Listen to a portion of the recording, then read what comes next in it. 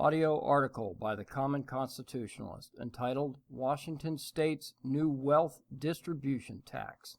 There is a ballot initiative coming up for vote this November. It's the only one of its kind in the entire country. But hey, things must begin somewhere. I suppose it's possible that other states are just taking a wait-and-see approach to allow Washington State to be the guinea pig before jumping on the bandwagon. Like all western states, Washington has suffered with drought and wildfires for quite some time. Evidently, the only thing that can put a halt to these environmental catastrophes is a carbon tax. Yes, a carbon tax.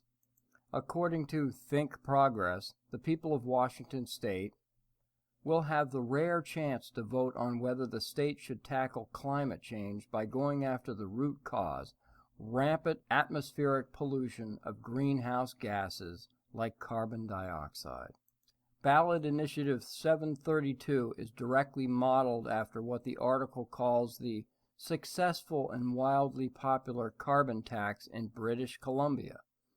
Being as British Columbia is just north of Washington State, it should be easy to judge just how successful their tax has been. Apparently, by most accounts, the British Columbia carbon tax has not hurt their overall economy, but that's not really the point.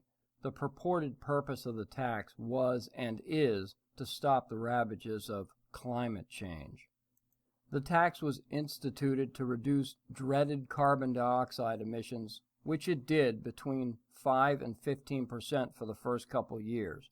This is what ThinkProgress and other leftists choose to tout. The British Columbia carbon tax was passed and became law in 2008. From 2008 to 2010, the recession was what was actually the cause of the decreased carbon emissions.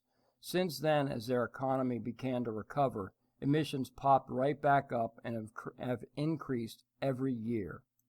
But even if we take ThinkProgress at their word, dangerous as that may be, we would still have to look at what the effect of reduced carbon emissions has had on British Columbia's precious environment.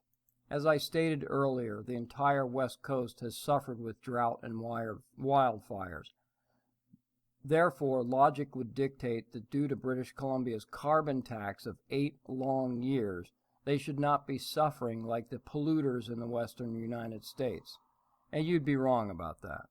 According to CBC News, the British Columbia Wildfire Service says 2015 was a bad year for wildfires, with nearly 3 times as many hectares, which is approximately 2.5 acres, burned as the 10-year average.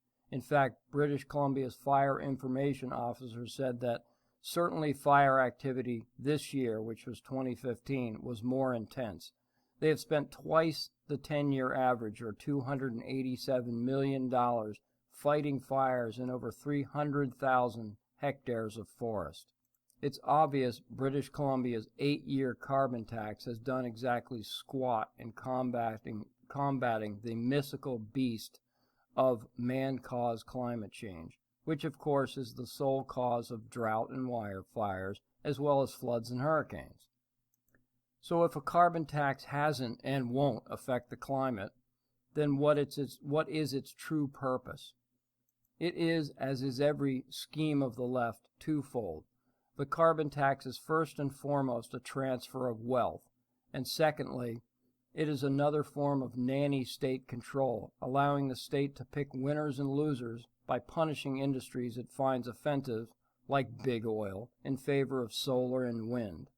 Despite all evidence to the contrary, that a carbon tax will do nothing to help the environment, which needs no help, Washington State liberals are determined to forge on with their dopey ballot initiative.